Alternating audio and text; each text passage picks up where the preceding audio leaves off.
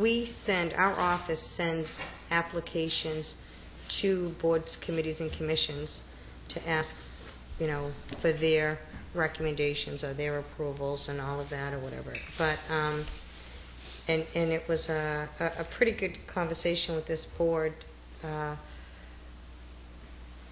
The Board of Selectmen are the appointing authority for the majority of boards, committees, and commissions in town. And what essentially what happens is that, and I know that we've had this issue in the past, is we send them out, someone recommends, there might be 2 or 3 applications.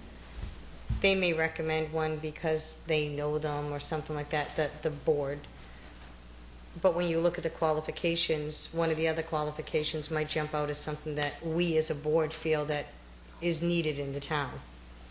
So I just wanted to know how the board felt as far as sending these out. Because what happens is you get people on boards, and I know,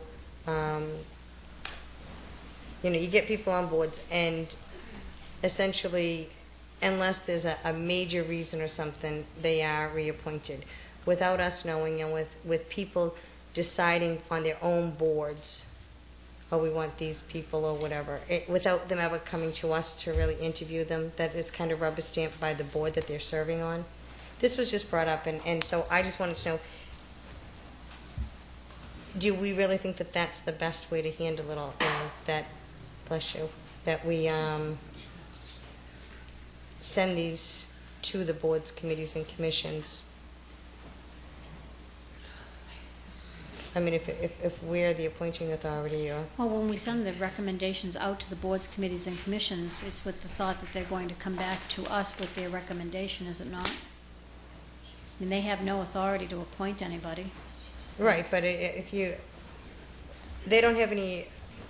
They don't have any authority to appoint. But if they come back and they say, well, this is the person we want, well, it's kind of... You almost want to say, well, why? Well, I would think that it would be incumbent, we can't make them say why, but I would think it would be incumbent on them to give a reason as to why they want to appoint somebody for a specific reason, especially if they had more than one candidate. Did you have anything that you wanted to comment on? Yeah, are you familiar with the process, Mr. Holmes? Yeah, I just thought that once you sent my understanding is that once you sent the name out, that board would interview would you that mind person talking into the microphone, have a sir? discussion with that person, and they would send a letter back. Use the mic, Steve. Please talk to the mic. The people at home can't hear you. I thought that when we sent it out, person X wants to be on the Y committee, that the Y committee would meet with that person, and then they would discuss their qualifications, their interests, and then they would send a letter back to the board saying, yeah, we recommend this person, or maybe we don't, and maybe there's a fit somewhere else. I thought that was the process. You don't just send the form to them and it comes back, right? Well, it could. It could. I mean, you could send it out. I mean, I just look at it that it's the Board of Selectmen. When we put someone on a board, and that board, and we put it on because someone says, oh yeah, we'll put this, I know this person, I know this, whatever. And that board, and not that many of them do, but that board, say all of a sudden, is making consistently decisions that are contrary to what our economic development strategy is, our financial strategy is, things like that, that are contrary to that. Now, we have no say, because we've essentially rubber-stamped a recommendation of them. What I'm saying is that we're the appointing authority, and I think that maybe when these people apply for positions, they should come in here. It should not be that board that it's necessarily what they recommend or whatever. Right. I understand what you're saying, Mrs. Ekstrom, and when we do make appointments, we have interviews, and people do come before us and explain the reason that they want to be on the board, as well as the recommendation that we get from. So I think there is opportunity for that to happen. And if I may ask, how many times do we vote against someone while they're sitting right there? I've done it once in 5 years. Well, I can't say that I've ever done it in 3 years, but most of the people who come before us are coming before us in with good intentions and an interest in the board that they're on, so. I really don't understand. I just think that I'm just saying that if we're if we are the appointing authority, I think that, you know, we've had a problem before where it's that we get to just rubber stamp. And I mean, the committee that I was with today, they gave me back all of their applicants, and they said it is not up to us. Whoever you people decide, that is who we take. We should not take these 3 applicants, interview them, and decide that that is your authority. And I thought, you know what, you guys are absolutely right. And that's not something that we've done. Mr. Cruz? Yeah, Madam Chair, the appointing is still the Board of Selectmen. No matter, all we're doing is giving them common courtesy to look at the applications. They can say yea or nay which one, and out of the 3, if there's only one, we look at it and we pick. That doesn't mean we have to appoint them tonight. We can say thank you for coming to applying for the committee. We look at it, and then we'll make a decision. Right. And I suppose, Mrs. Ekstrom, if the board in question is abdicating their ability or desire to make a recommendation to us, then you're absolutely right. It's up to us to then decide between the 3 candidates. So if you're telling me that a board is not willing to make a recommendation one way or the other, then that's fine. That's their prerogative. Well, I would say, but I would like it that it's not that they're not willing. They don't believe it is their authority. I agree with them. So, I mean, I can bring them back to the office. The office can send them all to us. But I think that it is a proper and valid point, and I don't think that.